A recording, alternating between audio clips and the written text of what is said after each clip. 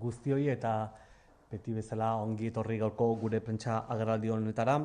Gaur Foru Aldundiak etorkizunarekin ekimenaren nazioarteko biltzarra aurkeztu nahi du, datorren ostegunean, urriaren 19an, Tabakaleran izango dena.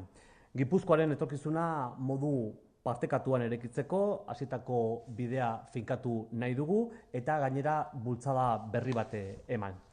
Gizarte antolatuaren dagoeneko 200 pertsonek izen eman dute eta 3 helburu ditu biltzar honek. Alde batetik, dinamika aberastea nazioarte mailan, erreferentziazkoak diren kasu berritzaileak aurkeztuz, beste aldetik proiektu pilotoen parte hartzen ari diren pertsonen ekarpenak eta hobekuntzak zeintzuk diren jakitea, eta aurreikusitako gizarterate estrategiaren barruan, Gipuzkoako gizartea etorkizunarekin ekimenaren partaide egiten jarraitzea. Biltzarra gure asmotan mugarri izango da eta aukera emango du egindako ekintzak guztion artean ebaluatzeko, baita ezagutza berria eskuratzeko ere. Etorkizunaraikiz ekimenaren antzeko esperientziak, hau da, lankidetzan eta esperimentazioan oinarritutako gobernantza eredu arrakastatsuak ari gara azkenaldi honetan errepasatzen, mundu zabalean dauden sare guztiek ari gara bisitatzen eta ezagutzera eman nahi ditugu baita norekin ari garen lanean biltzar honetan. Lurraldeko erakundetako hainbat ordezkarik eta gizarte naiz ekonomia arloko eragileek partatuko dute, esparru ezberdinetako elkarteak izango dira, unibertsitateak, formakuntzako ikastetxetako arduradunak, enpresak, garapen agentziak, hau da, guztion ideiak, ekarpenak, talentua eta ilusioak beharrezkoak dira eta hoiek nola ez datorren ostegunean ere beraiekin egongo gara biltzar horretan. Biltzarra nola ez diputatu nagusiak Marko Olano inauguratuko du eta lehenengo hitzaldiak Mike Magnussen emango du, etorkizunarekitzeko sormenaren eta berrikuntzaren erabilera mundu mailan duen esperientzia partekatuko du. Ondoren Enrique Finsrud, Norvegiako udal eta eskualden elkarteko berrikuntzako zuzendariak, lankidetza publiko-pribatuaren kasua azalduko du biltzarrean. Jarraian Paul Karneten txanda izango da eta ikerketako eta etnografiako zuzendaria izango da baita berri emango duena, gobernu tresna berriak nola garatzen diren eta esperimentatzeko sorkuntza espazioan beraien esperientzia azalduko du. Xabier Barandiaren, diputatu nagusiaren gabineteko buruak etorkizuna eraikiz ekimenaren berri emango du, proiektu handi guztiek haunaketarako egun bat ere izango dute, esperientziak partekatzeko, besteengandik ikasteko, elkar ezagutzeko, proiektuen berri emateko, aztertu eta aberazteko, eta azken batean nola ez gure ustetan biltzarra izan behar du gune bat, paregabea izan behar du gune bat, gure metodologiak eta gure agendan dauden gaien inguruan ere nola ez hausnarketa bat egiteko.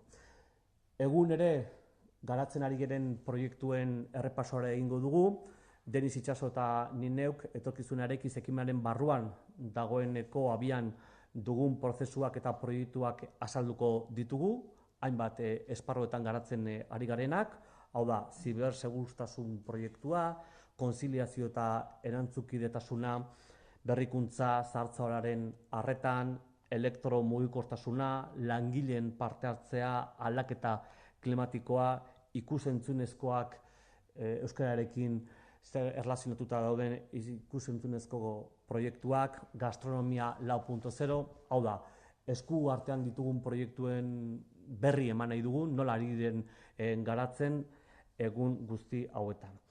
Gipuzkoa proiektu liluragarri batean murgilduta dago eta esan ohi da etorkizuna iragartzeko modurik onena dela etorkizun hori sortzea, irudikatzea, nola nahi dugun lan egin, nola nahi dugun bizi, zahartu eta hortarako da biltzarra. Eta hau da, Gipuzkoako Foru Aldundiak proposatzen duen formula Gipuzkoaren etorkizuna zehazteko eta hobetzeko. Guztion artean egitea eta herrialde aurreratuen jardunbide egokiak jakitea zeintzuk diren eta horietaz aprobetxatzea. Horregatik ziur gaude gaur aurkezten dugun jardunaldi honek bultzada garrantzitsua emango diola etorkizuna eraikiz ekimenari. Decía que hoy la Diputación quiere presentar ante la ciudadanía guipuzcoana el primer Congreso Internacional de Etorkizuna Eraikiz, que tendrá lugar el próximo jueves 19 en Tabakalera para consolidar y dar un nuevo impulso a ese camino emprendido para construir el futuro de Guipúzcoa de una manera compartida. El Congreso, en el que ya han participado más de 200 representantes de la sociedad organizada, responde a un triple objetivo. Por una parte, queremos enriquecer la dinámica con la presentación de casos innovadores de referencia internacional. Por otra parte, queremos recoger las aportaciones y las mejoras de las personas que ya están participando en los proyectos piloto que han comenzado en el territorio de Guipúzcoa. Y dentro de la estrategia de socialización prevista, entendemos que este tipo de congresos, desde luego, ayudan a dar cuenta de cuáles son los proyectos, de cómo se está participando y cuáles son también ya los primeros resultados. Por tanto, el Congreso supondrá un hito que va a permitir evaluar entre todos y todas las acciones que ya se están realizando. Vamos a incorporar nuevo conocimiento de la mano de los expertos internacionales que darán a conocer experiencias similares a Etorkizuna Eraikiz y también, como no, modelos de gobernanza de éxito basados en la colaboración y en la experimentación. Son muchas las redes con las que estamos ya colaborando, participando, poniéndonos en comunicación y algunos de ellos van a estar la semana que viene entre nosotros. Por tanto, participarán expertos, pero participarán también distintos representantes institucionales y agentes sociales y económicos del territorio, del ámbito económico, de las universidades y de los centros de formación profesional, de las empresas, de las agencias de desarrollo. El plazo de inscripción sigue abierto y creemos que es importante también que en este nuevo modelo de gobernanza colaborativa participen todas las personas que muestran un interés con el futuro del territorio. Porque, la verdad, necesitamos las ideas, el talento y la ilusión de todos y de todas. Los expertos que van a participar, lo tenéis ahí entre manos el programa, pero yo quisiera destacar a Mike Magnus, que compartirá su experiencia a nivel mundial en el uso de la creatividad y de la innovación en la construcción del futuro. Enrique Hinsrud, que es el director de innovación de la Asociación de Municipios y Regiones de Noruega, que va a exponer el caso noruego de colaboración público-privada. Pauline Carnet, que es la directora de investigación y etnografía de un espacio creativo donde se desarrollan y experimentan nuevas herramientas de gobierno. Desde la Diputación, desde luego será el diputado general quien inicie el Congreso, pero también va a participar Xavier Barandiarán, jefe de gabinete del diputado general, que dará cuenta del modelo de Etorkizuna Eraikiz, y Denis Itxaso y yo mismo, en nombre del Consejo de Gobierno, rendiremos cuenta de los procesos y de los proyectos que ya están en marcha dentro de Etorkizuna Eraikiz en los diferentes ámbitos. El ámbito de la ciberseguridad, de la conciliación y la corresponsabilidad, de la innovación y la atención al envejecimiento, electromovilidad, participación de los trabajadores, cambio climático, audiovisual y euskera, gastronomía 4.0. Sabéis ya y conocéis algunos de los proyectos estratégicos y de los proyectos que se están ya experimentando, y de lo que se trata es en este congreso de visualizar, de hacer un ejercicio de visualización de todos estos retos que nos enfrentamos en Guipúzcoa, en nuestras organizaciones y empresas. En definitiva, nos enfrentamos todos estamos trabajando e incorporando ideas y talento a eso que hemos llamado los retos del territorio de Guipúzcoa. Creemos sinceramente, y hoy haciendo repaso también en el Consejo de Gobierno, creemos sinceramente que Guipúzcoa está inmersa en un proyecto ilusionante, el de ser dentro de Europa uno de los territorios con menor desigualdad social, en lo económico, en lo lingüístico y de género.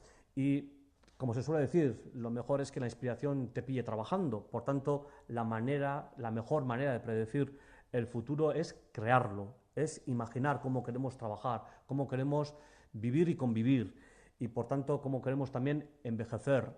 Y todo ello solamente se puede hacer con metodologías, con fórmulas que entendemos que es la mejor manera de definir y mejorar ese futuro de Guipúzcoa, haciéndolo entre todos y todas e incorporando además las mejores prácticas de los países más avanzados. Por ello, creemos que este primer Congreso Internacional de Etorkizuna Eraikiz va a suponer también un importante espaldarazo a ese futuro que estamos ya definiendo en el territorio de Guipúzcoa.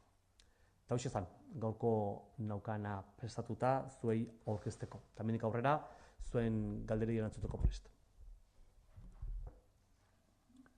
Bai, herritarren zera emariak edo ekarriak nahi dituzue bildu batetik, bestetik besatzen du kongreso honetatik ere jasoko dituzuela proposamenak eta ideia berriak. Hoe guztiak noiz jarriko dituzue batean eta noiz erabiliko dituzue edo epeak zeintzu dira nolabait esateko. Eta erantzuna nahiko nuke aldela euskaraz eta gazteleraz. Eskerrik asko. Bai, zuri. Kontua da, momentu honetan Gipuzkoako Foru Gobernuak agenda bat jarri duela mahai gainean eta gai batzuk jarri dituela, proiektu estrategiko batzuk definituak daude, modu esperimentalean ere ari gara lanean, kasu honetan unibertsitateekin, ikastetxeekin, zenbait enpresa, eragile eta elkartekin, eta hor ere beste agenda bat, beste gai batzuk ari dira ateratzen. Kongresu honek ere nahi duena edo bentsate helburu du gai berriak ere danak modu esperimentalean ere zeintzuk diren etorkizuna definitzeko, zeintzuk diren gai horiek ere horien inguruan hausnarketa prozesu bat garatu, eta gai guzti horiekin hurrengo urtetarako gobernantza eredu berri honetan, Gipuzkoako Foru Aldundiak ere talde desberdinak jarriko ditu, ezagutza hori, jakituri hori eta esperimentazioaren bitartez politika publikoak aldatzeko aukera emateko. Beraz, idei guzti horiek ere eta talentu guzti horiek ere beharrezkoak izango dira. Baina hortarako parte hartu behar dute, eragile horiek parte hartu behar dute, jakituri, ekintza, idei proposamen guzti horiek ere helarazteko guri. Hortarako eta azaroan think tank bat jarriko dugu abian, think tank horietan eta talde desberdinetan, lantalde desberdinetan, Gipuzkoako lurraldeko eragile elkarteen izenean ere pertsona asko hartuko dute parte, eta behiak izango dira, azkenean Gipuzkoako Foru Aldundia ekarriko dutenak, ez da idei guztiek ekarriko dituztenak. Gipuzkoako Foru Aldundiak zer egingo du? Bere politika publikoetan txertatzen jungo da ideiak, proiektuak, ezan bezala modu esperimentalean lantzen ari diren guzti horiek. Decía, por tanto, que la Diputación Foral de Guipúzcoa lo que pretende es, con el conocimiento que ya reside en estos momentos en el mundo de la empresa, en el mundo de la universidad, de los centros de formación profesional y con la experimentación de las ideas de esos proyectos, intentando localizar esas buenas prácticas, transformar las políticas públicas de la propia Diputación Foral de Guipúzcoa. ¿Cómo?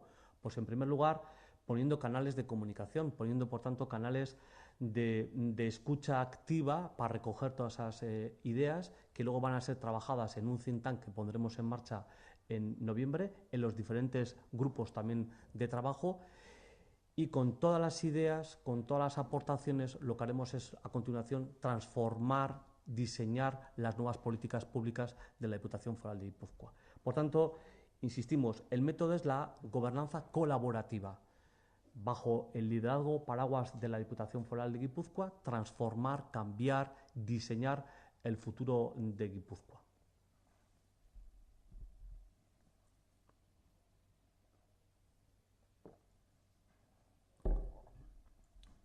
Beste galarik. Mikrofono hitz egiten dut, esan ziatalak esatu ziatalako hitz egiteko. Kaskotza izu gainea. Ez da mikrofono monoa daukatelako.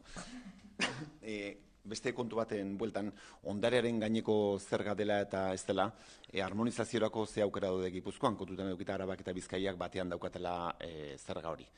Bakitu gointxe zaudetela olatuaren gailurrean, zertan da kontu hori, hurrengo astean ezagutu dezagun aurretik. Guretzako garrantzi handiko kontua da, baina azken aldi honetan behin eta berriz esaten duguna da, aztertzen ari garela, informe teknikoak ere baditugula dagoeneko, eta negoziazio prozesu baten gaudela murgilduta. Eta emaitza onak izan ditzagun denon artean, hobena da gutxi hitzein eta lan asko egin. Guk ulertzen dugu, hemendik gutxira posible izango dugula akordio bat lortzea. Eta gure helburua da, modu harmonizatu batean, emaitza positibo bat edukitzea. Eta hori da, esan beharreko guztia. Optimista zarete? Oso. Gu oso optimista gea, ulertzen dugu momentu honetan lurralde gure ikuspuntutik eta gure lurraldeak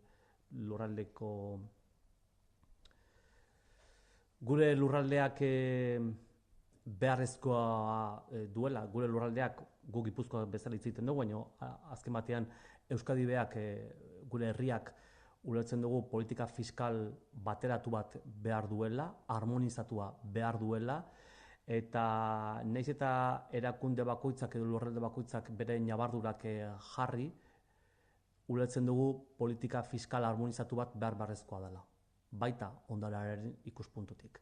Eta guk horren aleginetan lan egingo dugu, ezta? Eta beraz, baikor gea, positiboa gea. Optimistas en cuanto a poder armonizar esta fase de lo que es la negociación, ¿no? Sí, entendemos que desde la posición de Guipúzcoa, y lo hemos venido diciendo no solamente desde el punto de vista de patrimonio, sino de lo que es toda la política fiscal. Creemos de verdad que es necesario en un país como Euskadi que tengamos los tres territorios una política fiscal armonizada. Desde ese punto de vista, voluntad total por intentar conseguir un buen acuerdo, un acuerdo positivo, válido para el país, para hacer frente al gasto que ya tenemos asumido, también para hacer frente a las inversiones y para estos retos de futuro. Y, cómo no, para ello es necesario contar con los recursos necesarios, pero desde una política fiscal armonizada. Y ese es el esfuerzo que vamos a hacer también desde Guipúzcoa, de lograr una política fiscal armonizada, válida para los tres territorios y que sirva además para, insisto, hacer frente a los gastos, hacer frente a las inversiones que ya están apalabradas y para hacer también frente a esos retos de futuro que tiene también diseñados el territorio de Guipúzcoa.